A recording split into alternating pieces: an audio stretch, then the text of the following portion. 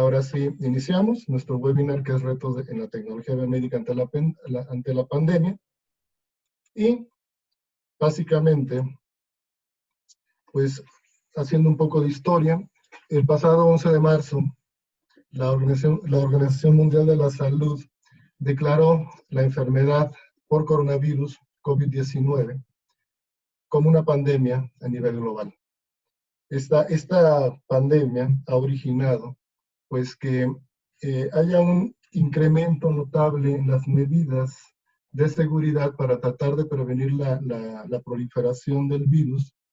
Y estas medidas están centradas fuertemente en la higiene personal, la sanitización de los espacios de convivencia social, distanciamiento social, tratar de hacer control de síntomas, tratar de evitar que la gente llegue, digamos que en masa a las unidades de salud, tratar de llevar a cabo el diagnóstico temprano de la enfermedad, aislar de preferencia a aquellos pacientes que son leves, para tratar de generar espacios importantes en los centros de salud.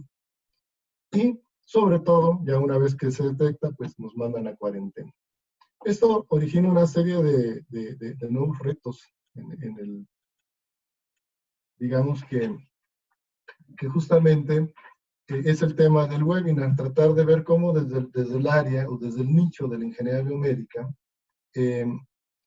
podemos de alguna manera participar, incidir, colaborar, tratar de mitigar o ofrecer alternativas pues a los retos que esta nueva realidad, porque al final de cuentas creo que el COVID llegó para quedarse. Entonces esto va a originar un cambio en nuestras conductas y cómo el ingeniero biomédico puede asumir esos retos. Entonces, básicamente vamos a presentar tendencias y posibilidades de la ingeniería biomédica dentro del marco de las necesidades que la pandemia plantea a profesionistas del área de ingeniería biomédica. Para hacer esto, pues nos tomamos el atrevimiento y agradecemos mucho al ingeniero Omar Damián Blanco. Él es un exalumno de la Universidad de las Américas Puebla, de allá del lejano 1991, y se dedica, él tiene una empresa dedicada a dar servicio y hacer calibración de equipos biomédicos en áreas críticas para, ¿cómo se llama?, para hacer la sintonización de los aparatos respiratorios mecánicos. Entonces, él está aquí con nosotros, lo invitamos a participar en dos momentos del webinar. Al inicio, nos va a hablar sobre la ética de la ingeniería biomédica y posteriormente nos va a hablar acerca de los gasómetros, o no sé si estoy al revés, Omar, creo que primero son... Sí, vamos a empezar con hola, ¿qué tal a todos? Con el tema de los gasómetros y cerramos con el tema de la ética en nuestro campo de acción. Así es. Muy bien, muchas gracias. También participa la doctora Rocío Salazar Varas, el doctor Juan Horacio Espinosa y un servidor, doctor Rubén Alejos. Voy a hacer una breve participación y voy a estar actuando como el moderador del webinar. Entonces, los temas a tratar, empezamos con gasómetros de pH y presiones parciales de O2 y CO2. Posteriormente viene la emisión de diagnósticos inteligentes por parte de la doctora Rocío. Después viene el uso de la tecnología ultravioleta como estrategia de desinfección en espacios hospitalarios. Después sigo yo con telemetría, una alternativa para la atención médica a distancia. Y cerramos con el ingeniero Omar Damián Blanco como en el tema de ética del ingeniero biomédico. Entonces, me voy a permitir presentar al ingeniero Omar Damián Blanco. Tiene un vasto currículum. Como mencioné, él es egresado de la carrera de Ingeniería Electrónica y Comunicaciones de la Universidad de las Américas Puebla, allá en 1991. Cuando él egresa, conforma junto con 4 socios la empresa ASIC, que está, entre otras cosas, dedicadas al mantenimiento y diseño electrónico. En 1991 inicia su formación en el área de Ingeniería de Servicios a Equipos de Química Clínica de la marca Beckman Instrument en la Ciudad de México, y hacerse cargo de los primeros equipos automatizados de la marca que se instalarán en la ciudad de Puebla. Dicha formación continuó en una fábrica de equipos Beckman Instrument, ubicada en Brea, California, durante el periodo de 1992 a 1995. Adicional a los equipos de química clínica de la marca, se especializa en equipos de electroforesis, cromatografía e inmunología. En 1995 deja de participar en NACIC para tomar la gerencia de ingeniería de servicio de la empresa Bitkimex, Sociedad Anónima de Capital Variable. En 2002, de manera directa se hace cargo de ingeniería de soporte de servicio de la marca Instrument Laboratory, formando y coordinando un equipo de ingenieros en el año 2004, que era la empresa DigitaDN, donde actualmente él es dueño y gerente. Se encarga del soporte de ingeniería de la marca Warfen en los Estados Unidos para los estados de Puebla, Tlaxcala, Oaxaca, Morelos y Guerrero. Tiene a su cargo un total de 228 equipos de 40 modelos diferentes. Como podemos ver, la experiencia en el campo de batalla de la ingeniería biomédica es muy vasta por parte del ingeniero Omar Damián Blanco, y pues no me queda más que darle la bienvenida, agradecerle tremendamente que aceptara nuestra invitación, y te dejamos la palabra, Omar. Hola a todos, bienvenidos. Me voy a permitir continuar con lo que nos comentaba el doctor Rubén Alejos. Aquí les muestro, esta información es de dominio público, está proporcionada por la Universidad Johns Hopkins y es una base de datos en donde se registra en tiempo real, pero depende de la información que le envían los diferentes gobiernos, cómo se está comportando, cómo está el incremento de personas pues contagiadas por el virus, ¿no? Aquí vemos la pantalla principal, del lado izquierdo arriba, un número muy, muy alarmante de 6.682.531 personas confirmadas, pero debemos aquí hacer una observación. Aquí se refiere a personas que se les practicó la prueba en base a que presentaban síntomas y salen positivos. Aquí no está contemplado aquellas personas asintomáticas que al no tener síntomas no acudieron a ningún hospital o a ningún centro de salud. En ese caso, podemos suponer que hay un número, en base a lo que nos indican, que un 80% de personas contagiadas es asintomáticas y un 20% son sintomáticas, pues podemos tener una idea de cuántas personas más en el mundo ya tuvieron o tienen activa el contagio del virus, ¿sí?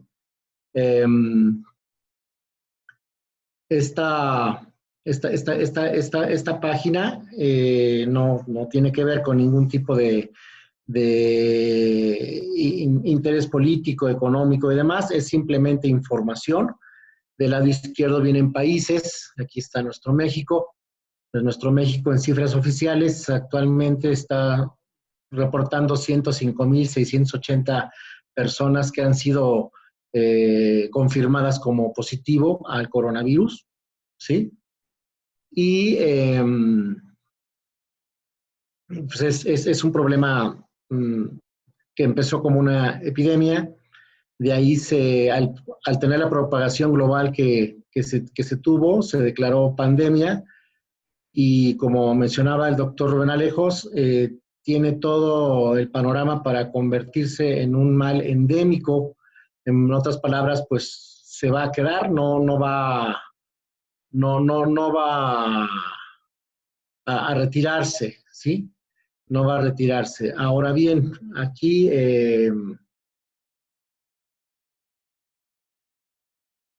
tenemos la situación de que todos los profesionales de la salud, en este caso, en este foro que tenemos la asistencia de ingenieros biomédicos o de estudiantes de ingeniería biomédica, pues formamos parte activa del sistema de salud de México y en general de todo el mundo, ¿no? Los biomédicos de todo el mundo están tomando un papel muy importante, dado que la línea de fuego, que son los hospitales, que son las áreas de terapia intensiva, de terapia intermedia, de hospitalización, pues evidentemente están los médicos y las enfermeras como primera línea de fuego, pero ellos a su vez necesitan de equipos de diagnóstico, ¿sí?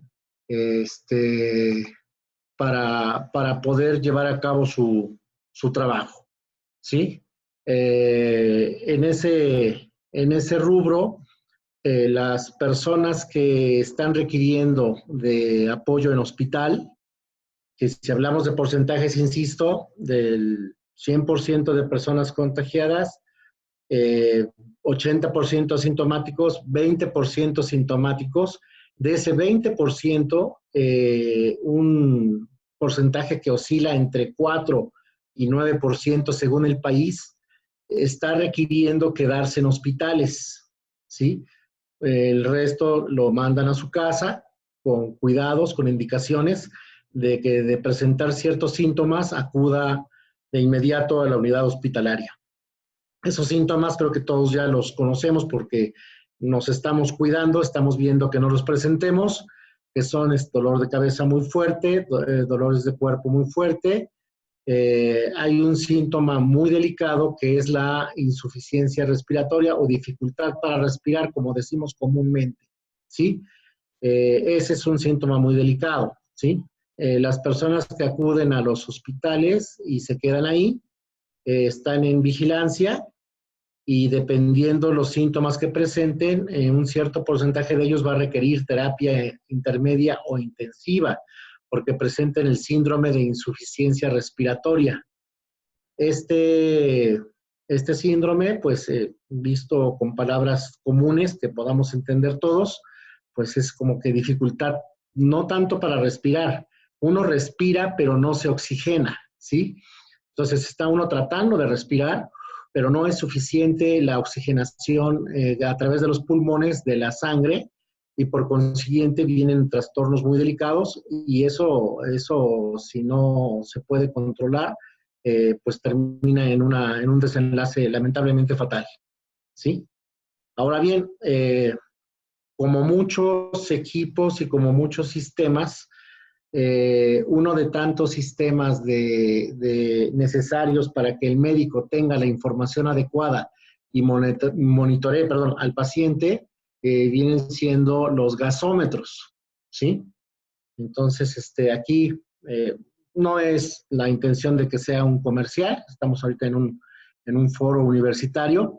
Bueno, es como comentaba el doctor Rubén, yo tengo una empresa que nosotros nos dedicamos a lo que es la ingeniería de soporte de equipos de laboratorio clínico. Una de esas ramas de equipos son los gases, las gasometrías, ¿sí? En este caso en particular, vamos a platicar de un equipo que se llama, su nombre comercial es Gen Premier, el modelo es 3000, hay varios modelos, y con este tipo de equipos los médicos reciben la información necesaria para llevar a cabo el monitoreo y las decisiones críticas que deben tomar con relación a los pacientes, ¿sí? Aquí, si me siguen con el cursor, este es el equipo y debe estar diseñado para poder estar en áreas críticas, en donde no puede haber un ingeniero ahí junto, ¿no? Para manipularlo y debe ocupar un espacio reducido. El equipo está diseñado para estar inclusive en quirófano, ¿sí? Puede ser limpiado, desinfectado y permanecer ahí en la cabecera del paciente. Aquí vemos que se introduce un cartucho en el equipo. En este cartucho, ya lo veremos en un poco más de detalle, están todos los elementos, digamos, intercambiables o desechables que debe tener para su funcionamiento. Ahora, las gasometrías, ¿qué miden? Hay dos parámetros muy importantes que son el nivel de gases presentes en la sangre, de O2 y de CO2, de oxígeno y dióxido de carbono. Sí, dependiendo del estado del paciente, es la concentración de dichos gases en la sangre. Aquí, de este lado, si me siguen con el cursor, podemos ver, le denominamos analitos a cada variable que tiene que ver con cierta concentración de un elemento en el cuerpo humano. En este caso, habla del pH de la sangre y estos dos son los valores supercríticos, que son las presiones parciales de dióxido y de oxígeno, ¿sí? De dióxido de carbono. Aquí tenemos los límites que deben tener el cuerpo humano cuando se encuentra en un estado normal. Por ejemplo, el pH de la sangre tiene que oscilar entre 7.35 y 7.45, su valor, ¿sí? El equipo permite, obviamente, detectar desde valores de 6.8 hasta valores de 7.8, que ya serían de pacientes que estuvieran en un estado crítico. Para las presiones de los gases se miden en milímetros de mercurio. Estos son los valores que se espera que tenga un ser humano que está bien, ¿sí? En el caso de la de CO2, de 35 a 48 y de O2, de 83 a 108. El equipo tiene posibilidad de medir en un rango más amplio, pero ya serían valores pues incluso incompatibles con la vida. ¿Sí? Los demás parámetros, todo esto lo necesita el médico y toda esta información la necesita el médico para de manera oportuna ver qué tiene que hacer con el paciente. Si el paciente está intubado con un respirador, esto se vuelve muy crítico porque en base a estos valores el especialista operador del respirador tiene que ajustarlo, ¿sí? Aquí debemos mencionar que estas situaciones se dan en minutos, ¿sí? O sea, aquí no puede el doctor tranquilamente mandar la sangre del paciente al laboratorio, analícenla y luego la traen el resultado y ya pasó media hora. En media hora ya se murió el paciente, ¿sí? Aquí los cambios en las concentraciones de las presiones de los gases, del pH, de los electrolitos, se da en cuestión de minutos, ¿sí? Y si se tiene el dato a tiempo, el médico puede incluso iniciar un cambio en la terapia del respirador y lograr mantener con vida al paciente. Aquí hablamos de pacientes que lamentablemente ya están en un estado muy, muy crítico, ¿sí? De su fisiología respiratoria. Lo que está aquí abajo son parámetros que el equipo calcula en base a los parámetros que mide, ¿sí? Todo esto, la correcta interpretación es a nivel médico, ¿sí? Y médico de alta especialidad. No cualquier médico está capacitado para poder asistir la terapia respiratoria de un paciente que ya se encuentra en un estado crítico, ¿sí? Si bien hay escasez de respiradores, también hay escasez de médicos que tienen la capacidad de interpretar estos datos. Entonces, sí estamos en un problema muy delicado. Sobrepasó a todos los países. Los respiradores se tenían o se tienen en áreas de terapia intensiva y generalmente se ocupaban en pacientes de fase terminal. Un paciente en fase terminal intubado, pues el procedimiento es muy delicado y se hace para evitar que el paciente fallezca asfixiado. Termina falleciendo porque ya es una situación crítica toda su caída de metabolismo y esa es la causa por la cual quedó rebasado todo el departamento sanitario del mundo, ¿sí? En todos los países la cantidad de respiradores no alcanzó y sigue sin alcanzar, ¿sí? Es muy crítico. Entonces, por cada grupo de respiradores tiene que haber un equipo similar a este. De lo contrario, es muy complicada la ayuda que se le puede brindar al paciente. Ahora, no nada más es aplicación para lo que estamos viviendo. Aquí, aclaro, todo esto, el conocimiento y las decisiones deben ser tomados por médicos, ¿sí? Nosotros no somos médicos, nosotros somos ingeniería biomédica. Debemos de nunca perder en vista los alcances que tenemos y la responsabilidad que tenemos, ¿sí? Y no somos menos responsables que el médico. Somos responsables de que la herramienta que usa el médico para diagnosticar esté bien esté trabajando correctamente. Si nosotros no hacemos bien nuestro, el médico va a tener resultados erróneos, obviamente el paciente va a tener un grave problema, ¿no? Aquí a un nivel muy general, porque insisto, esto es de alta especialidad, pero podemos ver que la gasometría como tal, que son estos 3 parámetros, las patologías relacionadas con sus resultados, pues es obviamente el síndrome de insuficiencia respiratoria aguda, que es lo que estamos viviendo, y otras patologías que también, inclusive como la neumonía, ¿sí? Ya la tromboembolia pulmonar, pues ya eso es todavía más delicado porque se junta un problema de coagulación con un problema respiratorio y se vuelve una situación definitivamente muy, muy compleja para la supervivencia del paciente. Y los demás parámetros que un equipo como este puede dar, pues aquí podemos ver la infinidad de situaciones que el médico puede inferir en cuanto al estado del paciente, ¿no? Tiene que ver ya con insuficiencia renal, los riñones, el hígado, ¿no? El hígado pues, es el laboratorio del cuerpo, imagínense. Cuestiones como deshidratación, muchas veces los pacientes llegan a terapia intensiva con un esquema previo de deshidratación. Hemos escuchado que los pacientes diabéticos, en este caso, o con desnutrición severa, también están muy comprometidos con el coronavirus, aunque para eso hay otros parámetros como es la glucosa. Este equipo, de manera, junto con la gasometría, reporta todos estos parámetros, de modo que el médico tiene manera de tener información precisa en el momento adecuado, ¿sí? Vuelvo a mostrarles aquí un equipo como este, ¿sí? El hecho de que en un solo cartucho se tenga todo lo necesario es la evolución de diseño y de ingeniería que se tuvo a lo largo de muchos años. Antiguamente, y me tocó todavía a mí, por ahí del 95 al año 2000, los gasómetros eran muy grandes, tenían tanques de gas literalmente para calibrarse. Ahora ya no.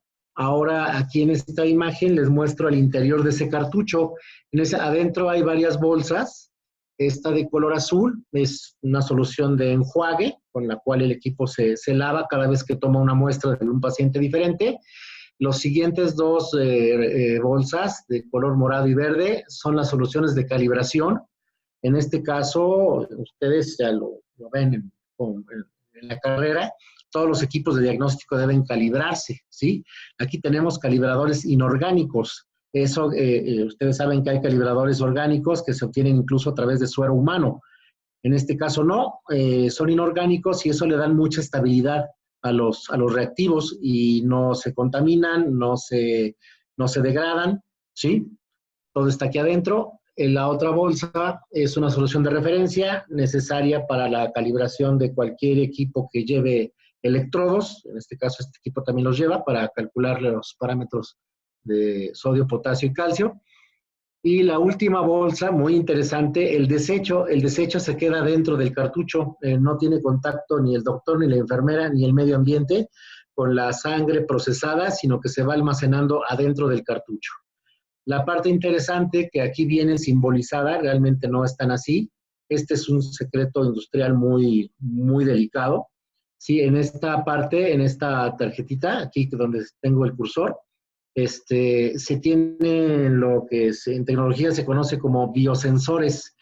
Son transductores de tecnología tope que incluso en otras versiones son introducidos ya en el cuerpo humano para monitorear parámetros, ¿sí? Son microsensores que van a determinar las concentraciones de glucosa, de lactato, en fin, de todos los parámetros que tenemos, y son microelectrodos, ¿sí? Para lo que es las presiones parciales. ¿Sí? Es alta tecnología, inclusive está encapsulado de tal manera que si se pretende hacer ingeniería de reversa, se destruyen los elementos, ¿sí? Esa parte es muy cuidada celosamente por el fabricante. Aquí todo esto se tira cada vez que se cambia un cartucho, ¿sí? Entonces el equipo tiene todo nuevo, siempre, en todo momento, ¿sí? Y por si fuera poco, el control de calidad, que es crítico en cualquier instrumento, en este equipo se lleva a cabo después de que se ejecuta cada muestra, ¿sí? De modo que si el equipo se daña, falla o algo pasó, para la siguiente muestra ya no va a poder reportar, se va a reportar que tiene un problema y se evita un falso resultado que puede terminar con la muerte del paciente. Esto es muy crítico, ¿sí? Y pues hasta aquí me quedo. Obviamente ya vendrá la sesión de preguntas, con mucho gusto podemos platicar, pero básicamente la idea que quiero transmitir es la aportación tan grande que se tiene si con un solo equipo estamos hablando de cómo podemos ayudar o cómo podemos incluso interferir negativamente en la salud del paciente, pues con toda la gama de equipos que entran en el soporte de vida, pues la participación de la ingeniería biomédica es crítica y muy importante en este momento. Muy bien, Omar, agradecemos mucho tu primera participación. Ahora yo voy a pasar nuevamente a compartir mi segunda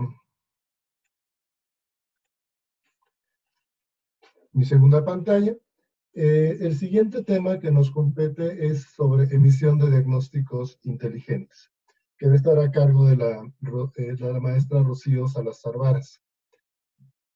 La doctora Salazar Varas cursó su carrera de Ingeniería Biónica en la Unidad Profesional Interdisciplinaria de Ingeniería y Tecnologías Avanzadas del Instituto Politécnico Nacional.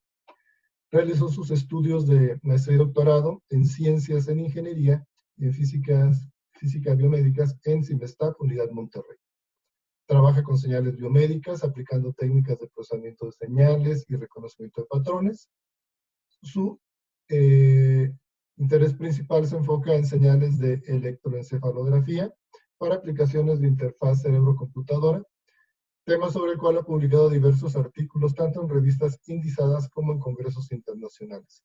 Su trabajo le ha permitido alcanzar la distinción de investigador nacional nivel 1 dentro del Sistema Nacional de Investigadores, y desde el 2018 participando con nosotros en el Departamento de Computación Electrónica y Mecatrónica en el área de Ingeniería Biomédica. Le damos la bienvenida a la doctora Rocío. Dejo de compartir para iniciar. Bienvenida, Rocío. Ok, bueno, muchas gracias a todos por acompañarnos. Y bueno, el tema que yo quisiera tratar es justamente este de diagnósticos inteligentes. Evidentemente, la humanidad pues está inmersa en esta situación, la cual pues ha cambiado muchísimas cosas en nuestra vida diaria, ¿no? Entonces, lo cierto es que además de la enfermedad COVID-19, pues el resto de las enfermedades siguen presentes. Y lo cierto también es que la gente pues tiene temor a contagiarse. Entonces, hay gente que quizás ante algún malestar, por precaución, pues prefiere quedarse en casa, muchas veces, y mal hecho, automedicarse, a fin de evitar ir al centro de salud, a la clínica correspondiente, para recibir atención médica. Entonces, aquí surge algo bastante interesante, que pues es el uso de técnicas de reconocimiento de patrones, por ejemplo, para emitir algún primer diagnóstico, ¿no? Y emitir estos conocidos diagnósticos inteligentes. El término y esta práctica de diagnósticos inteligentes no es algo nuevo, pero sí es algo que puede utilizarse ahora, ¿no? Por favor, les recordamos con los micrófonos apagados para evitar retroalimentación del audio. Y bueno, en este sentido, por ejemplo, podríamos hablar de diagnósticos sencillos. Si ustedes ingresan a la página que el Gobierno de México ha generado para dar seguimiento a esta enfermedad de COVID, y bueno, podrán ver que viene un banco de preguntas en el cual, bueno, nos pregunta acerca de algunos síntomas y pues se emite un primer diagnóstico informándonos pues si es necesario que acudamos a una clínica para una mayor atención o si permanecemos en casa. Lo cierto es que este diagnóstico que emite esta página, pues se basa en el criterio subjetivo de la persona, la cual contesta estas preguntas, ¿no? Lo interesante aquí sería hacer uso de mediciones fisiológicas para alimentar esta aplicación de diagnósticos y emitir un diagnóstico ya más certero, más objetivo, ¿no? ¿Qué mediciones podríamos tomar? Y ya se puede hacer, pues por ejemplo, la temperatura, frecuencia cardíaca, cantidad de oxígeno en la sangre, frecuencia respiratoria y bueno, quizás juntando toda esta información, pues emitir diagnósticos que nos ayudarían a conocer un poco más acerca de nuestro estado de salud, ¿no? Y bueno, podemos ir más allá. Por ejemplo, para personas que padecen del corazón, quizás sería interesante hacer el registro de su señal de electrocardiografía, ¿no? La señal cardíaca, y pues revisar si todo está bajo control, ¿no? Podemos hablar también, hacer el registro de las señales del cerebro para saber si la persona está cayendo en un estado de depresión o no, ¿no? Entonces, todo esto, pues, nos pone ante ciertos retos, los cuales, pues, son obviamente el diseño de sistemas que, pues, sean amigables con el usuario y que también puedan llevarse a la vida diaria, ¿no? Y llevarse a la vida diaria, pues, nos referimos al hecho de que puedan ser más accesibles en cuanto a más accesibles económicamente, pero también fáciles de utilizar. De tal suerte que aún gente que carezca de conocimientos en medicina pueda hacer uso de ellos para tomar sus propias mediciones. Entonces, por ejemplo, para el registro de la señal cardíaca, podríamos hablar del diseño de quizás algún sistema que el usuario pueda colocarse, repito, sin tener amplios conocimientos en medicina, pero que al colocarlo pues pueda adquirir esta señal cardíaca, ¿no? Estos sistemas incluso ya están, ya hay primeros diseños. Hay una empresa en Estados Unidos que fabrica chalecos que traen ya los sensores para hacer el registro de la actividad eléctrica del corazón. Entonces, adquiriendo esta señal cardíaca y utilizando técnicas de reconocimiento, bueno, primero procesando la señal y después técnicas de reconocimiento de patrones, pues puede decirse al usuario o al paciente si padece algún mal que es necesario y es necesario que vaya al médico, ¿no? Entonces, es importante aquí recalcar que la aplicación de estos diagnósticos inteligentes sería un primer contacto. No estamos diciendo que se va a sustituir al médico, al especialista de la salud, porque para nada estaríamos en situación o en la capacidad de hacerlo, pero sí nos ayudaría a tener un primer diagnóstico, ¿no? Un primer acercamiento y pues considerar o no necesaria ya la visita de manera física hacia el centro de salud correspondiente. Repito, esta situación de la pandemia pues nos hace pensar en eso aún más, ¿no? Repito, ya estaban propuestos estos diagnósticos inteligentes, pero nos hace pensar aún más en él por el hecho de evitar contagio, ¿no? O disminuir la movilidad y disminuir estas probabilidades de contagio.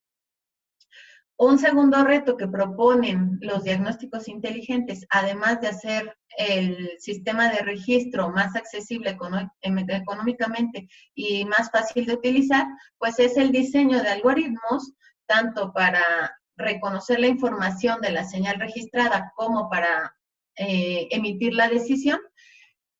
Diseñar estos algoritmos que incrementen el número de verdaderos positivos, es decir, que incrementen el número de veces que me digan que estoy enfermo cuando realmente estoy enfermo, pero a su vez que mantengan bajo el número de falsos positivos, que me digan que estoy enfermo cuando no lo estaba.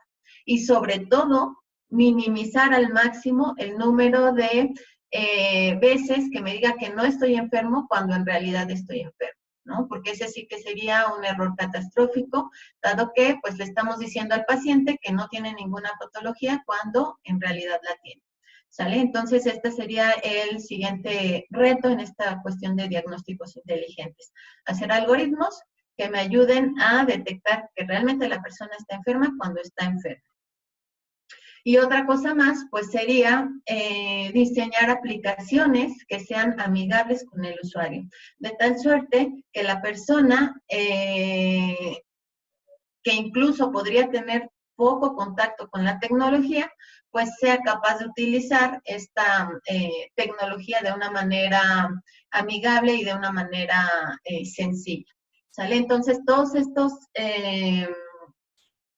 retos, pues son cuestiones en las que muchos grupos de investigación están trabajando, repito, para llevarlo a la vida diaria, ¿no?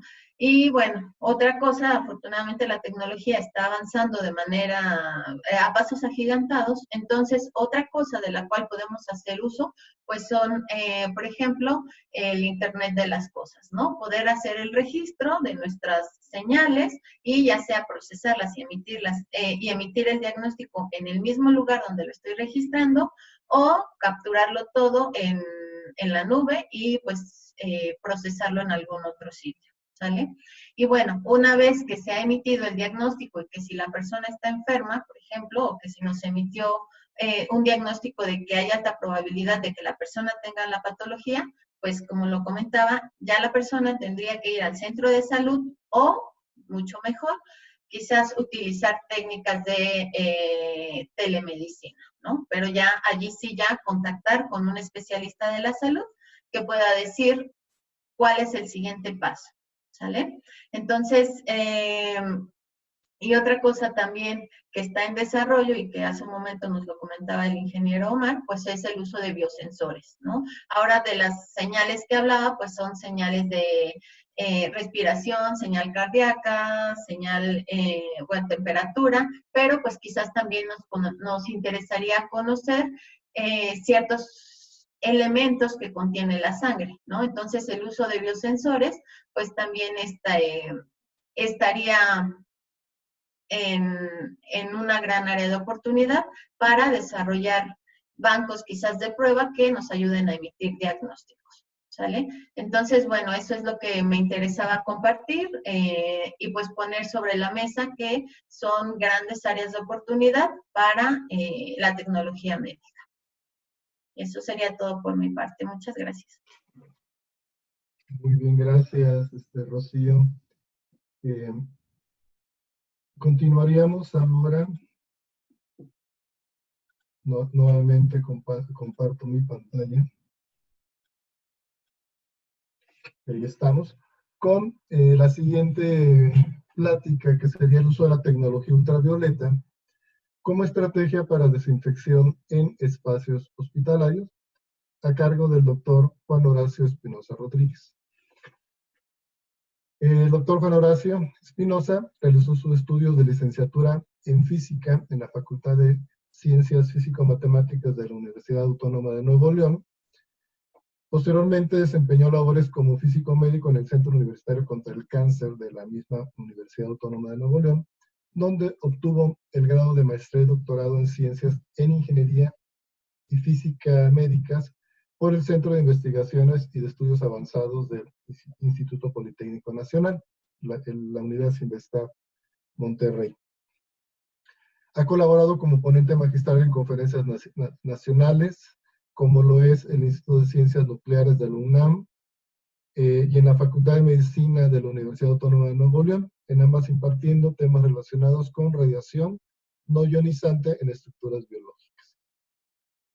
Fue presidente del Congreso Internacional de Electrónica y Computadoras 2018, organizado por la Universidad de las Américas Puebla. Es miembro de la Geophysical Society, es miembro del Instituto de Ingenieros Eléctricos y Electrónicos IEEE, miembro también del Sistema Nacional de Investigadores con nivel candidato. Desde primavera de 2017 colabora como profesor de tiempo completo en el Departamento de Computación Electrónica y Mecatrónica de la Universidad de las Américas Puebla, donde imparte asignaturas tanto en el área de Ingeniería Biomédica como en el doctorado de Sistemas Inteligentes. Cabe mencionar que de la carrera de Ingeniería Biomédica, él es el coordinador académico. Actualmente tiene bajo su dirección 5 tesis de licenciatura, 2 de ellas terminadas y 3 en proceso, y una más de doctorado. Sus temas de investigación se centran en la biofotónica, principalmente en la irradiación in vitro, de moléculas sensibles a luz para propósitos terapéuticos, así como la estimación de dosis fotodinámica en tejido tumoral. Sin más, los dejo en manos del doctor Espinosa para escuchar su... Muchas gracias, doctor Rubén Alejos. Muy buenos días a todos, bueno, ya casi tardes. Gracias por acompañarnos. Pues bien, yo les voy a platicar sobre, básicamente una alternativa sobre, o en realidad es un complemento, sobre las estrategias de desinfección en espacios hospitalarios, ¿sí? Realmente sanitización en espacios hospitalarios ante esta pandemia, ¿no?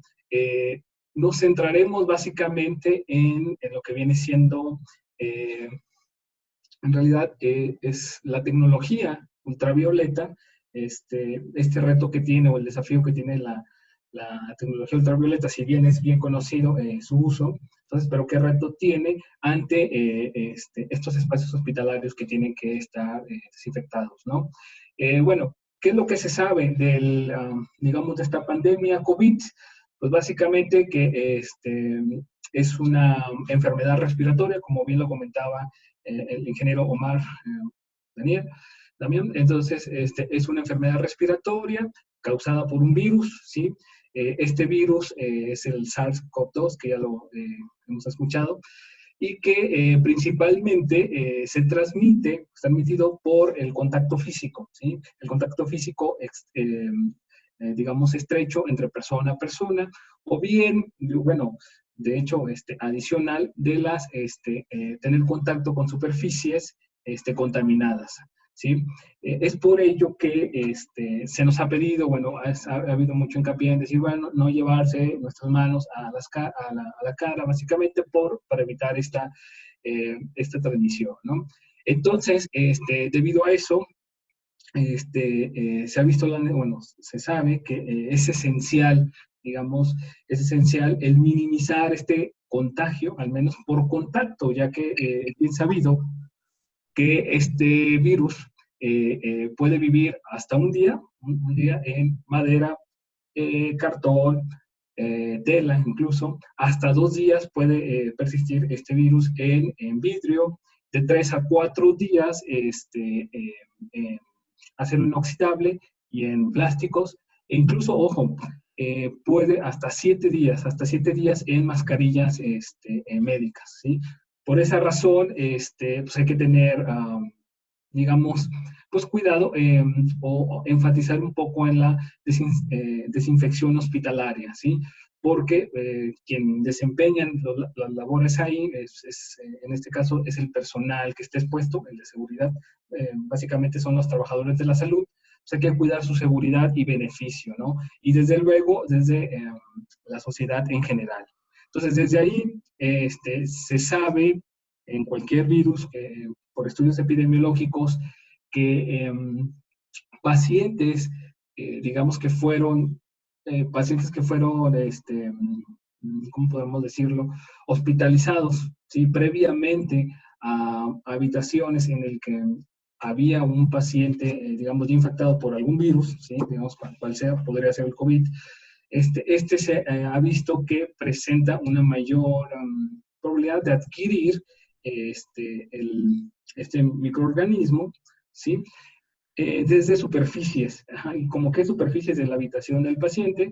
Por ejemplo, de hecho, el que ya es estandarizado son las camillas hospitalarias. Y se sabe que estas superficies son las que presentan mayor concentración de este tipo de microorganismos, ¿sí?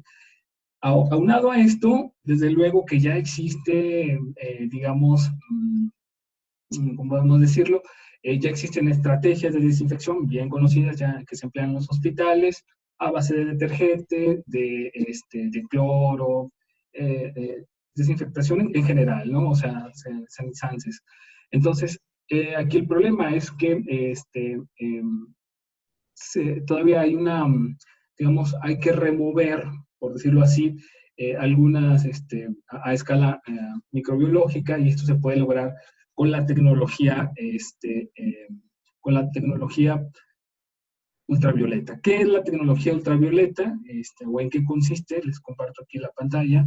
Básicamente es un tipo de emisión, ¿sí? Electromagnética no ionizante, ¿sí? Como podemos observar aquí en el espectro electromagnético, se encuentra entre la luz visible, lo cual podemos observar, y los rayos X que se emplean en la área médica, ¿sí? La ultravioleta, digamos, está dividida en 3 regiones, VC, VB y VA. Siendo la VC y VB las consideradas como las germicidas. ¿Por qué razón? Porque su corta longitud de onda, podemos observar aquí que va desde 200 a 315 nanómetros, por ser muy corta esta longitud de onda, pues tienen asociada una alta energía, la cual es perjudicial, bueno, y dañina al material genético del virus, en este caso, pues del COVID, ¿sí? Que específicamente viene siendo el ARN, el ácido ribonucleico, el que daña este tipo de radiación. Y aquí entonces les coloco aquí la longitud de onda germicida, que es 254 nanómetros. Es la empleada por estas lámparas ultravioleta. Ahora bien, ¿cómo, pues aprovecho aquí la imagen, cómo podemos observar estas lámparas en el ámbito hospitalario? De hecho, esta imagen que les muestro es de un hospital que actualmente está usando esta tecnología UV, ¿sí? Es en la India, aquí podemos observar, y solo como pueden ver, se ocupa o se debe tener un material, digamos, gafas, un material adecuado para la manipulación de este tipo de luz. Sí, la Organización Mundial de la Salud hace hincapié, y de hecho tengo que remarcarlo aquí, es que las personas, se dice que no creamos que viene siendo un desinfectante, entonces voy y me radio, ¿no? Mi piel, ¿no? Hay que tener mucho cuidado con eso. Entonces, por esa razón, aquí podemos ver la persona que está manipulando el equipo. Sin embargo, aquí es donde viene el reto que esta tecnología requiere ante esta pandemia. Digamos que, entonces, podemos decir que el reto principal que podría tomar esto es el construir, básicamente, plataformas robóticas, ¿sí? Es decir, que yo pueda controlarlo, ¿sí? Ya sea por inteligencia artificial o por método en el cual yo esté aislado, ¿sí? Entonces, ya este carrito se vaya moviendo, ¿no? Ya hay, obviamente en el mercado ya hay estos prototipos, sin embargo, son carísimos, o sea, alrededor de $85,000, ¿sí? Pero, sin embargo, se puede emplear, digamos, un sistema pues, básico que pueda yo dirigir, ¿no? Entonces, ese sería, digamos, el reto de esta tecnología, el implementar estas lámparas digamos, en un carro, ¿no? En un carro robótico, para poder complementar la sanitización, ¿sí? Porque aquí, comento, la Organización Mundial de la Salud nos dicen, de hecho, tan es así es que hoy se cumplieron 20 días en el que se publicó un protocolo en cuanto a limpieza y desinfección hospitalaria. Entonces dicen, ¿sabes qué? Este método que es secundario está muy bien, solo que hay que complementarlo. O sea, actuaría como un complemento no significa que ya, ya con esto ya no voy a requerir una limpieza, o sea, física, por ejemplo, usar un detergente o así. O sea, eso sería algo secundario. Y esto garantiza, pues básicamente, pues, la aniquilación de este virus.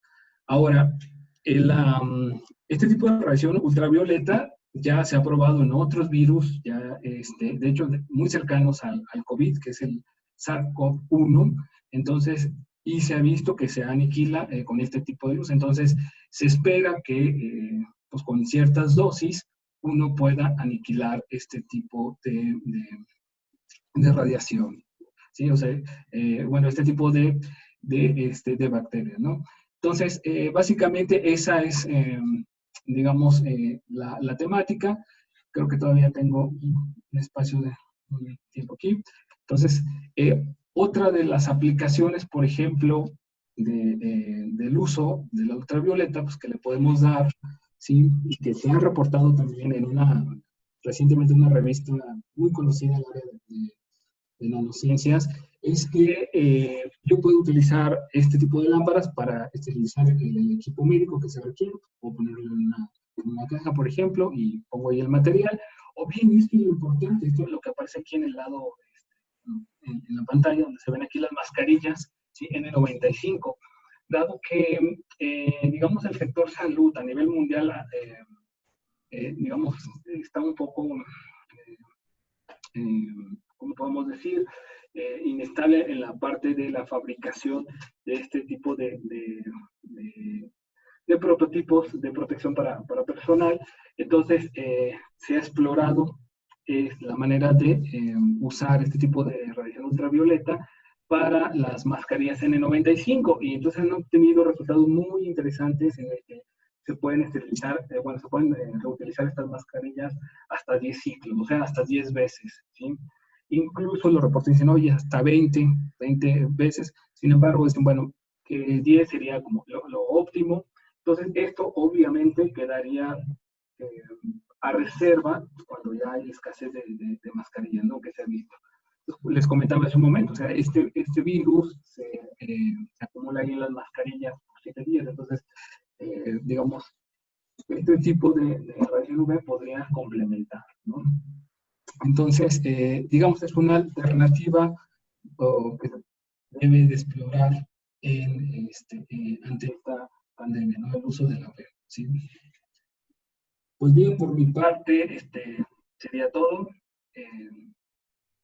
No sé si tengan aquí alguna pregunta. Muy bien, muchas gracias, Juan Horacio. Las preguntas ya las he ido anotando aquí, ya tenemos. Ok. Me imagino que uno es para el ingeniero Omar Damián, otro para el doctor Juan Horacio, pero terminamos las presentaciones y ya después pasamos a la parte de las preguntas. Perfecto. Bien, pues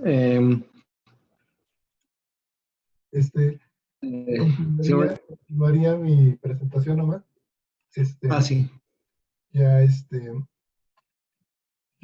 estoy compartiendo ya la pantalla. El tema sería los retos de la telemetría para la atención médica a distancia. Un servidor, no sé si está bien que me presente yo solito, pero bueno, yo soy ingeniero electrónico en instrumentación del Instituto Tecnológico de Minatitlán, Veracruz, ya más o menos por ahí del Jurásico Tardío, 1987, de hecho egresé realmente en el 85. Hice mis estudios de maestría y doctorado en el Instituto Nacional de Astrofísica, Óptica y Electrónica, donde obtuve esos 2 grados en los años 1990 y 1999 respectivamente. Me ha tocado participar en una buena cantidad de tesis, 130 tesis de licenciatura. De hecho, ese número ya subió a 140. 20 tesis de maestría, y me ha tocado participar en una gran cantidad de proyectos de investigación y de desarrollo tecnológico, tanto para la industria como para algunas, digamos, compañías del área de la ingeniería biomédica. Y trabajo en la universidad desde el también ya lejano 1988. El tema, les decía acerca del tema de los retos que impone la pandemia a la ingeniería biomédica. En primer lugar, una de las principales características, y todos estamos quejándonos de eso, es sobre el distanciamiento social. Y parte de los problemas que origina el distanciamiento social es cómo accedemos desde nuestras casas a los servicios de salud. Si a alguno de ustedes o a mí o a cualquier persona se le ocurre que le duele una muela en este momento, intenten concertar una cita con un dentista o con un oftalmólogo o con algún otro especialista del área de la salud. Nos vamos a dar cuenta que está muy restringida. Significa que para poder dar respuesta a los servicios de salud que tradicionalmente los vemos como normales, en las condiciones actuales está un poquito complicado. No digo que no se haga, pero hay muchas cosas que se podrán hacer a distancia y que no se hacen porque actualmente estamos, digamos que en una psicosis a nivel mundial respecto a los servicios de salud. Entonces, justamente esas medidas de distanciamiento social son las que nos dan uno de los mayores retos para la ingeniería biomédica, como ya mencionó el ingeniero Mar Damián. Como ingenieros biomédicos nosotros tenemos que darle los elementos al médico para que haga adecuadamente su trabajo y de la manera más confiable. Podemos definir la telemedicina como el uso de los recursos electrónicos para transferir información médica de un lugar a otro. Y estamos hablando del lugar donde se suscita, donde está el paciente y el lugar donde hay un especialista que en un momento dado puede emitir un diagnóstico, que puede dar seguimiento a un tratamiento, que puede trabajar en una rehabilitación.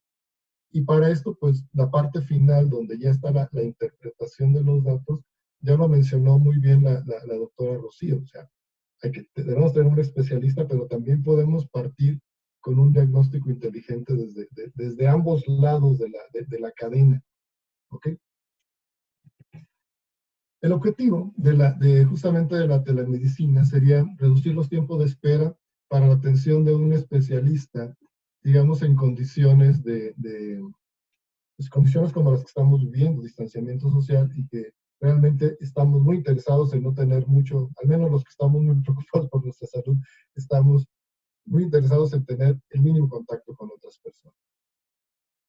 Y además para llevar esta atención a zonas de poca o nula atención, como pueden ser poblaciones rurales, como pueden ser incluso dentro de las zonas urbanas altamente pobladas, a veces la atención médica se vuelve difícil. O sea, acceder a los servicios de salud en condiciones de poca población y sobrepoblación nos lleva a condiciones de atención médica limitadas, justamente por la limitación en los recursos, instalaciones médicas, hospitales, clínicas, especialistas en general, ¿no?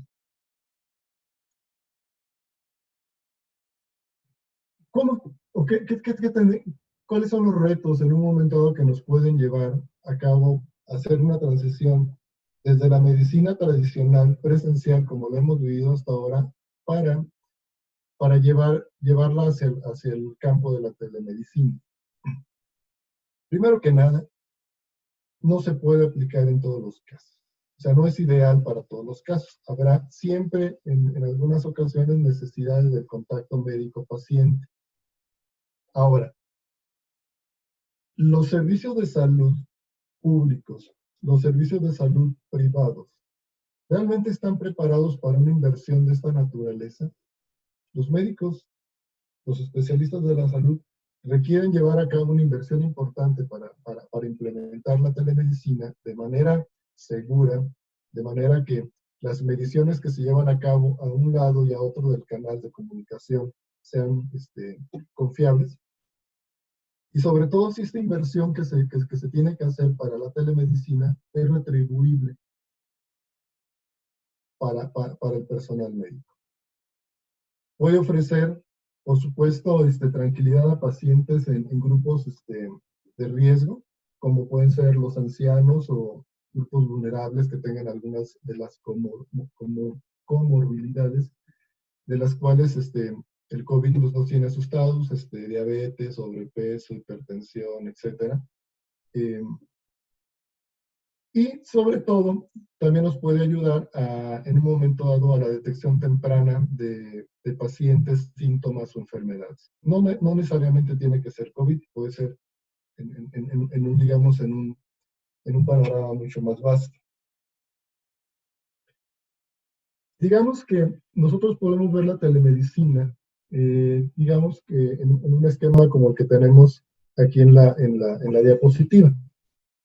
Esta la extraje de un artículo que leí hace algún tiempo de Colombia, son unos autores colombianos, donde por un lado tenemos, del lado izquierdo tenemos al paciente, se requiere una serie de dispositivos médicos.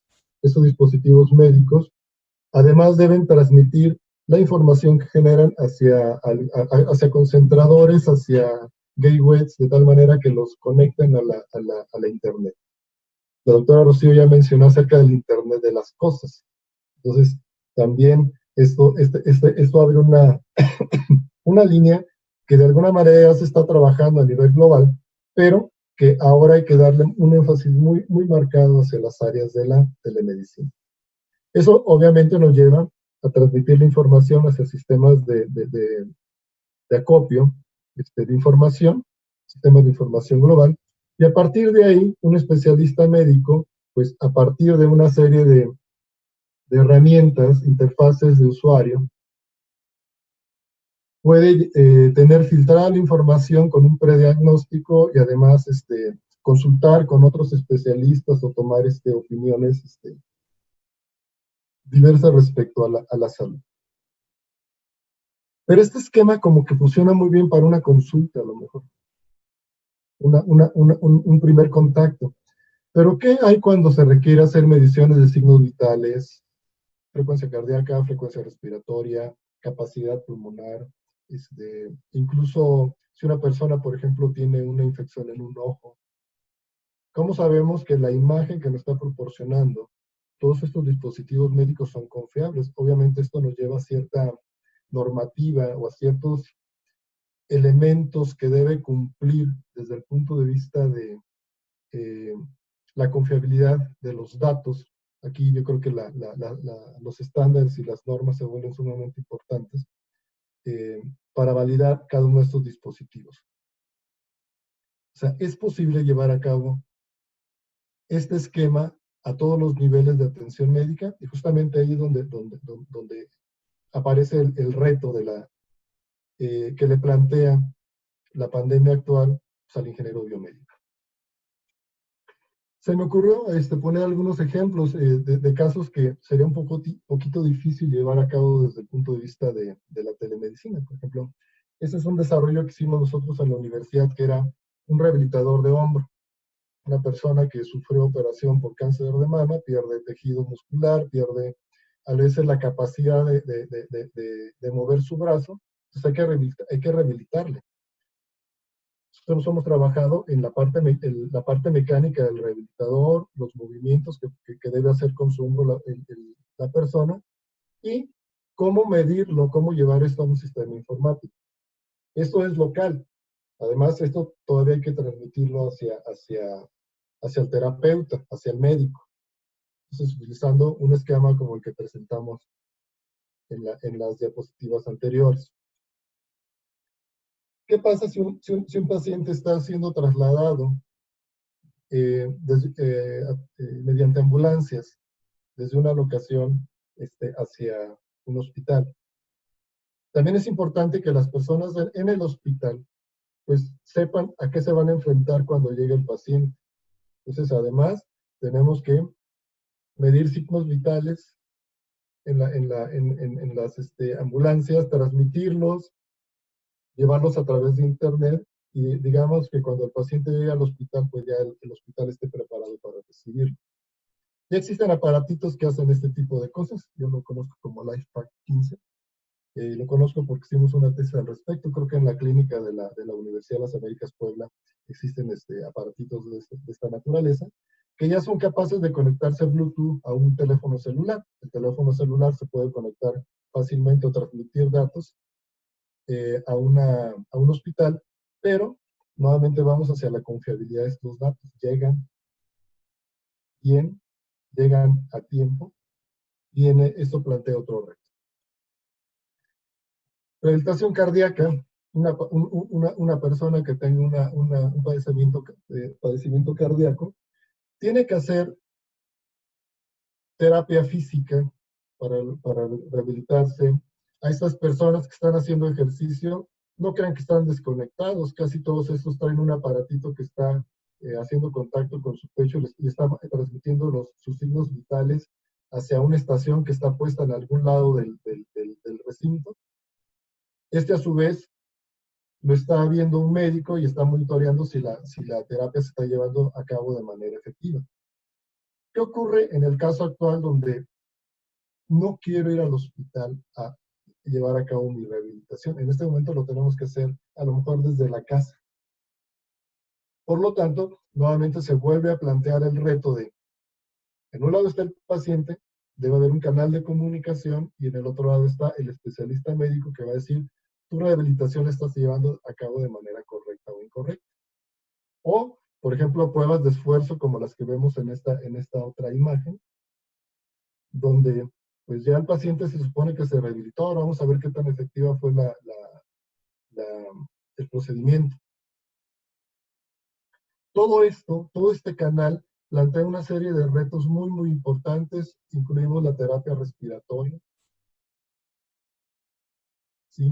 Ahorita que está tan de moda las afecciones respiratorias, también, pues prácticamente lo que vemos en el mercado son aparatos mecánicos para determinar la capacidad pulmonar de las personas. Pero, por ejemplo, un expectorador, medir si realmente está llevando a cabo la respiración correctamente un paciente, cuando el paciente está en una locación y el médico está en otra, se vuelve, digamos que, importante la telemedicina.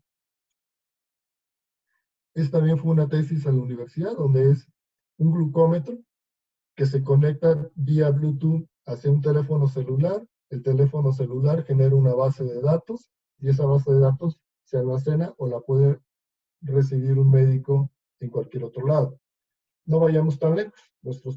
Nuestros relojes actualmente miden frecuencia cardíaca, miden concentración de oxígeno, miden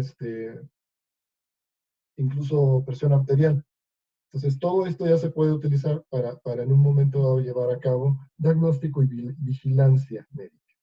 Los retos son muy, muy intensos. Si en un momento dado viéramos la anatomía o lo que hay dentro de un aparato biomédico, estamos hablando de los sensores. Omar ya habló de los biosensores. Los aparatos los tienen. Todo esto requiere un preprocesamiento local de la señal, hacer una conversión a un formato digital, hacer una primera transmisión del aparato hacia un concentrador local. Posteriormente, si es necesario, llevar a cabo alarmas que alerten al paciente y que alerten a su médico o a la persona que cuida. Hacer la transmisión vía internet hacia el lugar donde está ubicada los especialistas médicos, que requieren concentradores, y finalmente la interfaz médica. Y, por supuesto, la interacción con el médico. Entonces, la intención de mi participación era justamente tratar de plantear alguna serie de necesidades. No necesariamente son médicas, pueden ser, por ejemplo, análisis clínicos. Si es necesario llevar a cabo un análisis clínico de sangre, de orina en el hogar, ¿estamos preparados en este momento para llevar a cabo eso? ¿O es un reto de la ingeniería biomédica, del ingeniero biomédico, llevar a cabo desarrollos que permitan en un momento dado toda esta clase de procedimientos que actualmente los hacemos en laboratorio o en clínica o en hospital, llevarlo a cabo de manera remota? Entonces, mi participación era más o menos tratar de plantear todas estas necesidades, y por mi parte es todo. Entonces, la siguiente presentación es la de el ingeniero Omar Damián Blanco. En este caso, en lugar de los gasómetros, va a ser acerca de la biótica del ingeniero biomédico. Se dejo de compartir, y Omar, pues te dejo con el público. Gracias, Rubén. Bien, aquí me voy a permitir pasarles un video. Y quisiera que lo observaran y vamos a platicar qué mensaje entre líneas tenemos con este video.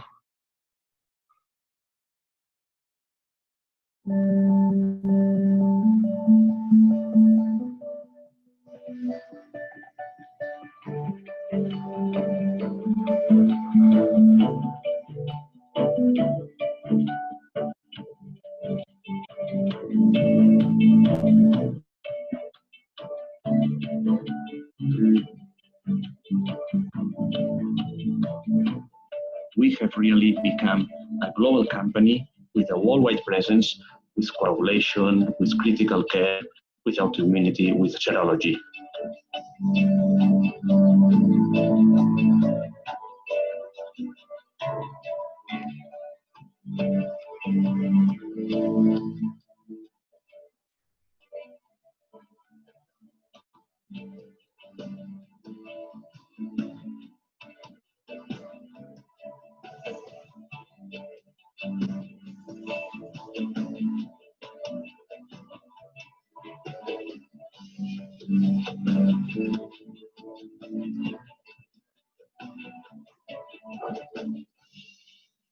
Commitment. This is the word that has been in our DNA for the last 50 years.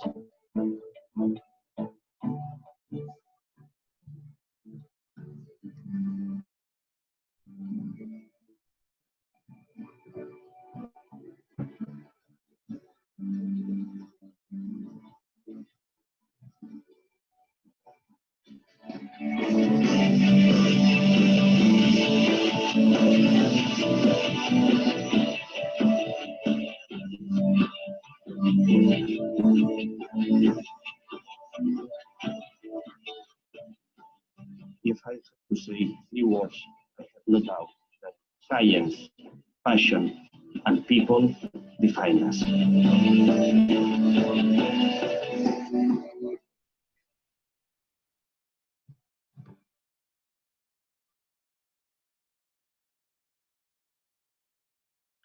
Ok, bueno, me voy a permitir aquí dar un punto de vista muy personal y irlo con todos ustedes, sobre todo con los estudiantes de la carrera de biomédica. Este es un video comercial, pero podemos inferir que estamos hablando de un área que yo considero que después de la investigación militar es la que más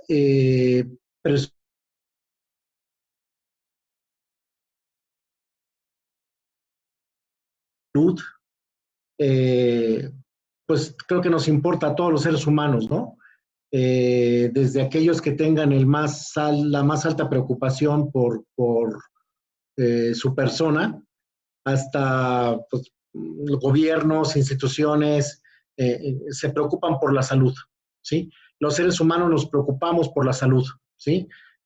Podemos ser del tipo que sea en cuanto al nivel de educación, podemos ser de cualquier estrato económico, social, cualquier religión, en fin, lo que sea, todos los seres humanos nos preocupamos por la salud, ¿sí? Entonces es un área en la cual también la cantidad de inversión, en investigación, en desarrollo, la cantidad de empresas que están trabajando para la salud del ser humano es impresionante, ¿no? Tan así es que la carrera misma es resultado de ello, ¿no? Cuando yo estudié, tengo entendido que estaba en inicios en algunas universidades el concepto de ingeniería biomédica, ¿sí?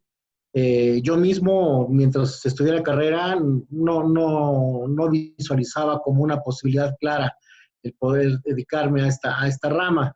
De hecho, se dio un tanto circunstancial la inclinación, pero ya no fue circunstancial la decisión. Sobre ese punto, hablar de la salud es hablar de tener una gran, va a sonar a película de Marvel, pero una gran responsabilidad, ¿sí? Todos ustedes van a tener una gran responsabilidad, ¿sí? Sus decisiones, sus proyectos, independientemente si están en el sector público o privado, si están formando parte del grupo de gobierno del país o de otro país, si forman parte del comité de un hospital o de un grupo de laboratorios, si están investigando, desarrollando o trabajando, como en nuestro caso, para mantener activa la población de equipos en un lugar, por todos lados se requiere de un nivel de compromiso muy alto. ¿sí? No estamos trabajando con objetos, estamos trabajando para la salud de seres humanos, ¿sí? En algunos casos podrá ser más directo, ¿no? Pero cualquiera, o sea, inclusive en el escritorio más alejado de la línea de fuego, una decisión mal tomada ahí va a inferir directamente en una población, ¿sí? Voy a poner un ejemplo muy mundano, ¿sí? Un ejemplo muy, muy, muy simple, ¿no? Si un equipo, por ejemplo, un gasómetro, ¿sí?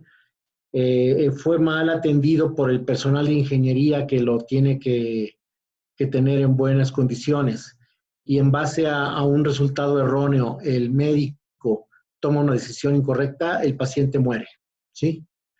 No nada más un gasómetro, un equipo de química clínica, de coagulación, de electrolitos, de electroforesis, de cualquier rama de diagnóstico, los médicos se basan en sus resultados para emitir una estrategia de ataque contra una enfermedad, ¿sí? Hay veces que el paciente llega a tiempo y si llega a tiempo y tiene un mal diagnóstico, se va a ir de ahí, el doctor lo va a dejar ir y puede que el problema avance años y la siguiente vez que ese paciente entre va a ser dentro de 6, 7 años con un problema ya muy fuerte, ¿sí? Y una perspectiva de vida ya muy, muy deteriorada, ¿sí? Entonces, yo veo en el plan de estudios, yo veo en la convocatoria, incluso cuando el estudiante de preparatoria está viendo qué voy a estudiar o cuando está leyendo el perfil de quien ingresa y también de quien egresa, se menciona la palabra salud. La salud tiene que ver con la salud, hospitales, tiene que ver con situaciones de enfermos. El nivel de ética y de compromiso es el mismo que tiene un médico, desde un médico familiar hasta un médico de alta especialidad. Para un biomédico es exactamente el mismo, ¿sí? Y es un punto que debemos de reflexionar y es un punto que debemos de tomar en cuenta en todo momento, ¿sí?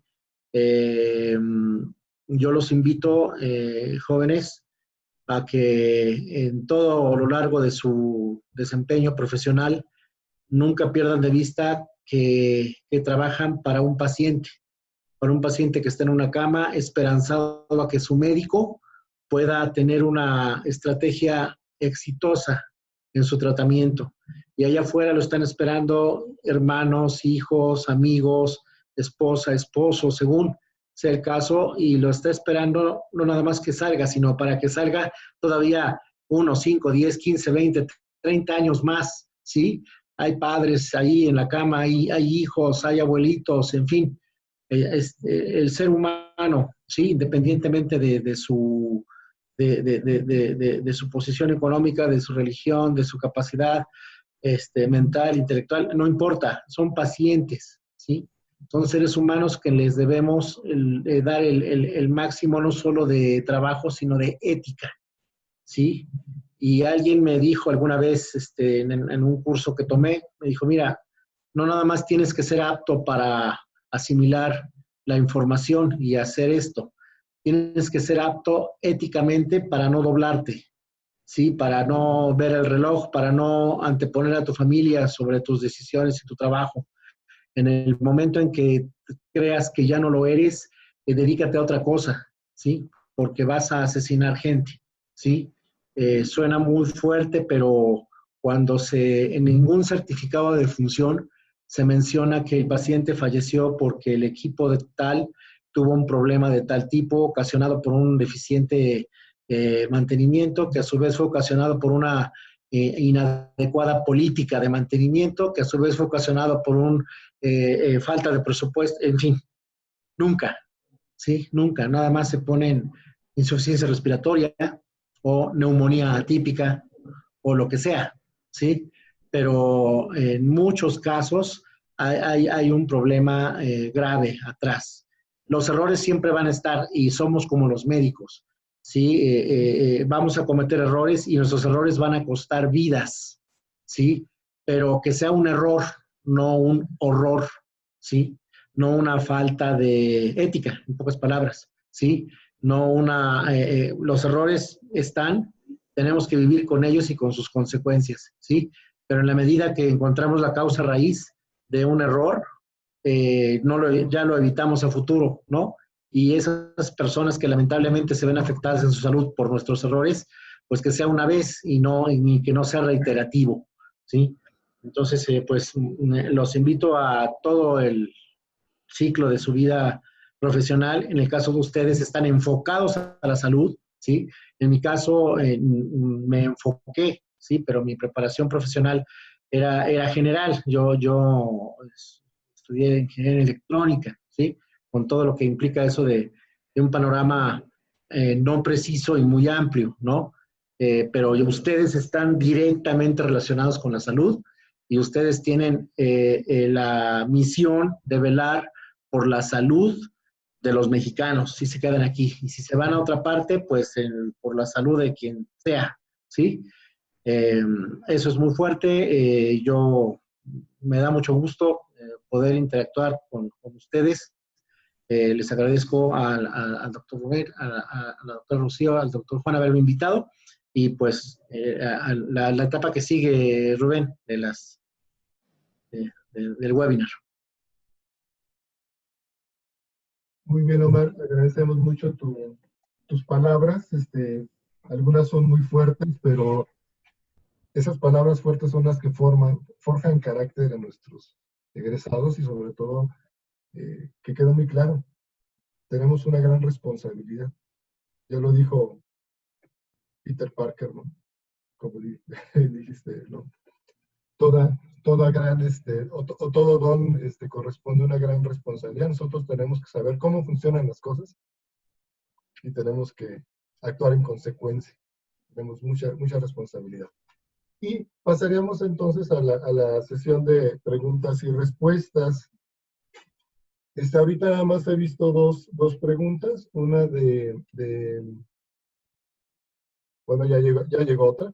Perfecto. La primera fue de Abigail Clatza, y pregunta, me imagino que va dirigida a Omar, ¿qué tan viable es el uso de esos equipos en hospitales públicos? Pensando también en la parte de costos, reactivos, etcétera. ¿Es algo viable en hospitales públicos? Creo que eres la mejor persona para contestar eso. Claro. Sí, pues Abigail, te comento lo siguiente. Pues más bien los hospitales públicos vienen siendo los únicos que pueden llegar a costear de manera completa el equipamiento clínico necesario para atención de los pacientes. Esto puede sonar un poco contradictorio con lo que escuchamos, ¿no? Escuchamos que un hospital determinado ya está sobrepasado de su capacidad de camas, de terapia, en fin. Bueno, está sobrepasado por la cantidad de pacientes, de población que hay y que no hay la cantidad de hospitales necesarios para atenderlos, pero los hospitales están equipados. Abigail, te puedo asegurar que en el caso de México, el sector salud público tiene los equipos de tecnología de punta más sofisticados que a nivel de cualquier país, ¿sí? Química clínica, en coagulación, en gases. El problema viene siendo la cantidad de pacientes que se tiene que atender, ¿sí? A nivel de hospitales privados, inclusive, no todos los hospitales cuentan en sus laboratorios con equipos de este nivel. Los laboratorios privados, sí, los laboratorios de gran capacidad privados sí tienen estos equipos, los mismos que tiene el laboratorio del hospital público, ¿sí? El presupuesto de salud está diseñado incluso para cubrir costo por prueba, no compra los equipos. Sí, los equipos están en un esquema que se conoce como dato y se cambian. Por ejemplo, en este momento estamos en periodo de cambio de equipos de IMSS, ¿sí? Equipos funcionales, perfectamente funcionales, se están cambiando por equipos nuevos, ¿sí? en el caso de que lo requiera, ya por nuevos de la siguiente versión. La versión más, la que está saliendo ahorita en Europa es la misma versión que ahorita se está instalando en los hospitales de México, ¿sí? Entonces no hay límite de presupuesto, el límite es la capacidad de los hospitales para recibir pacientes. Muchas gracias por tu respuesta, Omar. Pasamos a la siguiente pregunta, es de el maestro Eduardo López Sánchez. Pregunta, me imagino que es para el doctor Juan Horacio. ¿Hay efectos colaterales en el uso de luz ultravioleta? Ok. Gracias, Eduardo López. Bueno, la respuesta es no. No, al ser, como comenté que era una radiación no ionizante, entonces no tiene efectos colaterales como si estuviéramos usando, como si hubiéramos usado rayos X. Sin embargo, eso no significa que podamos estar expuestos a un espacio con luz ultravioleta, como lo comenta la Organización Mundial de la Salud. Hay que tener sus precauciones porque, si bien es cierto, la luz ultravioleta, les comentaba hace un momento, que tiene un pico, sobre todo la germicida, en 254 nanómetros. O sea, ese lo que hace es, digamos, ser absorbida por nuestro ADN de la piel, lo que tenemos en las células, y entonces eso hace que se envejezca en nuestra piel, ¿sí? Y irritación, pero eso en caso de que estemos expuestos, no es sin ninguna protección. Pero si se lleva la protección adecuada, no hay ningún riesgo, no es radiación ionizante. ¿Sí? Gracias. Gracias, Juan Horacio. Únicamente para complementar tal vez un poquito, les platico una experiencia del TEC de Morelia hace muchos años cuando estábamos haciendo las primeras pruebas de fotolitografía para fabricación de tarjetas de circuito impreso. A uno de mis compañeros se le ocurrió abrir la lámpara ultravioleta en presencia de otras personas. Varios tuvieron quemadura de córnea. Entonces, es muy importante la seguridad. O sea, sí afecta. No es digamos, una radiación ionizante que vaya a ocasionar problemas de salud, digamos, que a largo plazo, pero sí tiende a ser peligrosa. De ahí que cuando se maneja la luz ultravioleta, se tiene que manejar siempre con el adecuado equipo de protección. Mucho cuidado con la luz ultravioleta. Sí. Gracias. Había otra pregunta. Tenemos de Armin Pimienta. Hipotéticamente hablando, si yo tengo un concepto o diseño de un dispositivo de carácter biomédica, ¿cómo puedo protegerlo como propiedad intelectual o hasta patentarlo? No sé si alguien quiera abordar el tema. Bueno, yo puedo hablar al respecto. Normalmente cuando se hace un desarrollo nuevo, se tiene que llevar a cabo el registro de patente o el modelo de utilidad. Y eso se lleva a cabo frente al Instituto Mexicano de la Propiedad Intelectual, el INPI. Es un proceso relativamente largo. Una cosa es la patente y otra cosa son las certificaciones para su uso para fines médicos. Y esas van frente a la COFEPRIS. Esos son dos procedimientos diferentes. Primero, efectivamente hay que hacer la protección de la propiedad intelectual y posteriormente hay que pasar una serie de procedimientos. Si se puede hacer, si es un instrumento de clase 1, clase 2, clase 3, dependiendo de si es invasivo, si es superficial, si es ¿cómo se llama? Implantable en el cuerpo. Hay muchos elementos que pueden en un momento dado incidir sobre si se puede utilizar algo para fines médicos. Entonces, lo primero, la protección intelectual es ante el Instituto Mexicano de la Propiedad Intelectual y después hay que llevar a cabo las certificaciones correspondientes ante la autoridad sanitaria, en este caso la COFEPRIS. Muy bien. Menciona el maestro Juan Manuel Álvarez. Tenemos, miren, del INAOE. Buenas tardes. ¿Se puede utilizar inteligencia computacional para supervisar la calibración de los equipos de mediciones en biomédica? Me imagino que ahí es una pregunta que puede contestar o Rocío o también el ingeniero Omar Damián. ¿Rocío? Bueno, sí, de hecho se puede aplicar y pues estaríamos hablando de una calibración automática, ¿no?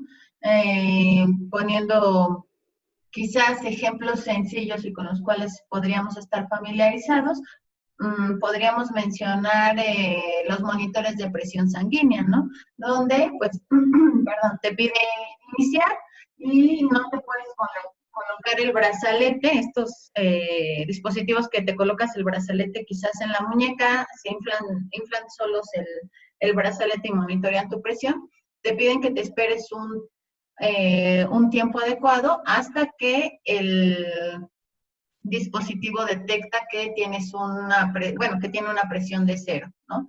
Entonces ya te pide que ahora sí lo coloques y ya está, ¿no? Entonces se trata de una calibración automática y pues que ya está siendo aplicada.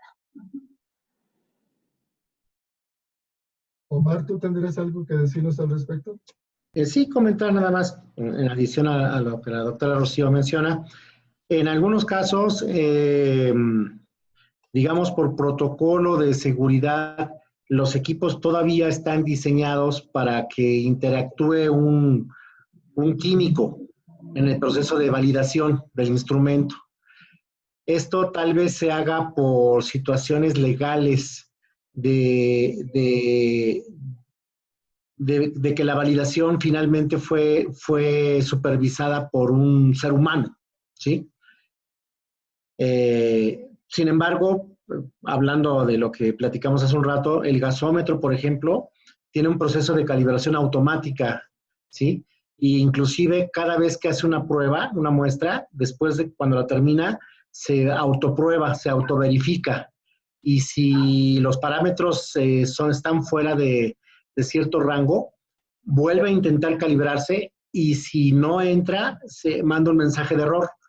Con eso minimiza la posibilidad de un resultado en falso, ¿sí? Pero eso se validó porque se utilizó un protocolo muy específico, diseñado por un investigador, quizá lo conozcan ustedes de nombre, el doctor Westgard. El doctor Westgard es una eminencia precisamente en procedimientos de control de calidad y a él se le invitó a participar en el proyecto del software de validación de este equipo. Y él fue muy complicado que aceptara porque su filosofía es investigación abierta, ¿no? Para para todo el mundo, en pocas palabras. Pero aceptó y se utilizaron sus protocolos de validación de manera automatizada, digamos, en este equipo, en el GEM, ¿sí? Y por eso se puede usar ahí en quirófano o en el área COVID, y nada más lo que hace el usuario es meter la muestra, porque el equipo automáticamente se calibra y se controla. Sí, pero fuera de ese equipo, que yo sepa, todos los demás de diagnóstico clínico están diseñados para ser calibrados y controlados por un químico. No dudo que en breve se tenga la posibilidad de robotizar el procedimiento, ¿sí? Pero eso ya viene. Sí, eso le tocará a ustedes que desarrollar. Muchas gracias, Omar. Hay otra pregunta, dice Jessica Sánchez, gracias por el webinar. Luis, no tiene su apellido. Buenas tardes. El uso de telemetría a través de aplicaciones no podría poner en riesgo la privacidad de los datos del paciente. Esa pregunta es bien interesante. Una vez que los datos están en la nube, ¿cómo se llama? Son susceptibles a, ¿cómo se llama? A ser utilizados de manera indebida. Para esto, obviamente, cuando ya se está hablando de un sistema telemétrico que está involucrando datos tan sensibles como son la información médica de un paciente, pues me imagino que dentro del proceso de la transmisión y el manejo de los datos debe haber algunas estrategias de encriptación de los mismos. Entonces, aquí viene ya una nueva área de la ingeniería eléctrica y de la ingeniería en sistemas computacionales, que es la protección de la información, ¿sí? Ya se trabaja mucho en el campo. De hecho, hay especialidades a nivel maestría, doctorado, que se encargan justamente de la privacidad de los datos. Entonces, definitivamente es un tema. Ha sido una discusión, si nos ponemos en una revisión de la literatura médica respecto al uso de la telemedicina, más o menos, yo he estado leyendo artículos que datan más o menos desde el 2000, más o menos hasta la fecha, y es un tema que todavía se sigue abordando acerca de la ética en la telemedicina. Entonces, y en la telemetría. Por lo tanto, la pregunta es, ¿qué tan confiable es? Es tan confiable como el medio de comunicación, y los medios de comunicación que se deban emplear para propósito médico deben estar perfectamente, desde mi punto de vista, perfectamente encriptados, para que tengan una aprobación por parte de las entidades de certificación y de autorización del uso de estos equipos.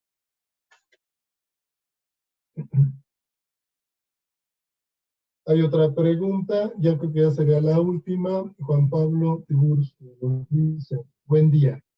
¿Qué tan confiable sería el uso de la inteligencia artificial para emitir diagnósticos en telemedicina? Rocío, creo que esa pregunta es para ti.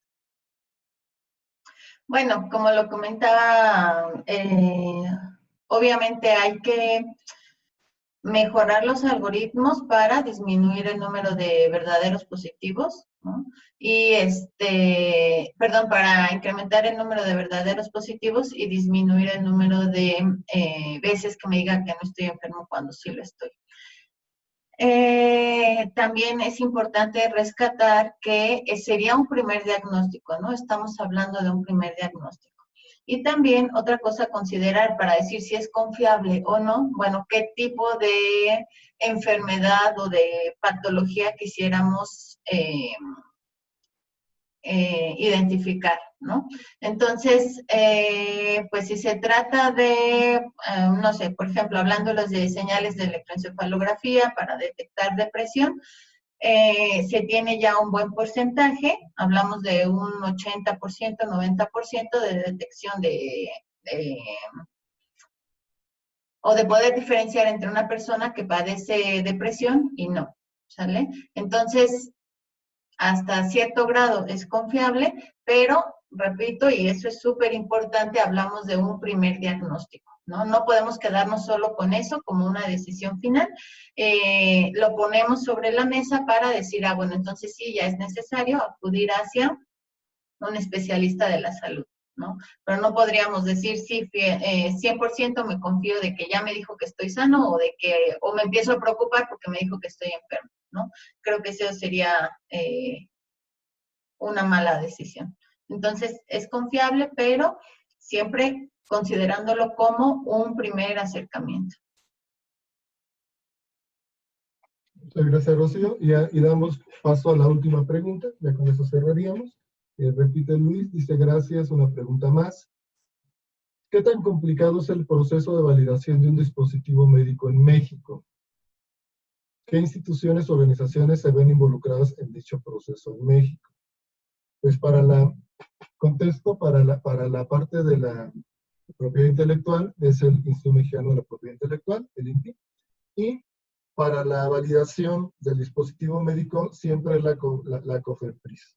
Yo tengo entendido por algunos proyectos en los cuales me ha tocado participar, que una vez que hay un desarrollo, es bastante complicado en el sentido de que se tienen que presentar pruebas de las mejores prácticas de fabricación y de generación de los dispositivos, y va desde la selección, manipulación de los materiales, procesos de manufactura, pruebas in vitro, pruebas in vivo, si es que existe algún tipo de afectaciones, citotoxicidad, etcétera, en el manejo de esos equipos. es un proceso largo, es un proceso complicado, y siempre es la COFEPRIS ante quien hay que hacer ese tipo de validaciones. Muy bien, pues vamos a dar por concluido nuestro evento, no sin antes agradecer profundamente a todos nuestros panelistas, sobre todo una mención especial al ingeniero Omar Damián Blanco, que muy amablemente aceptó casi a quemarropa nuestra invitación. Bueno, no fue tan a quemarropa, fue como unas 3, 4 semanas de anticipación, pero que nos haya venido pues, a dar un testimonio de de cómo es el verdadero campo de batalla del ingeniero biomédico en la práctica en hospitales o en laboratorios. Al doctor Juan Horacio Espinosa, su participación para el uso de luz ultravioleta, a la doctora Rocío para los diagnósticos inteligentes, y un servidor. También quiero agradecer a todo el público que nos honró con su presencia en este evento. Veo desde estudiantes actuales de la carrera de Ingeniería Biomédica como exalumnos de hace unos buenos años, que trabajan en áreas técnicas, que trabajan en otras áreas, pero que es muy importante tener la retroalimentación de todos ustedes. Realmente aprecio mucho, quiero agradecer a nombre de todos, a nombre de la Universidad de las Américas Puebla, el haber estado con nosotros. Y un abrazo, cuídense, síganse aislados, por favor. Muchas gracias. Muchas gracias a todos. Hasta luego a todos, muchas gracias. Un placer.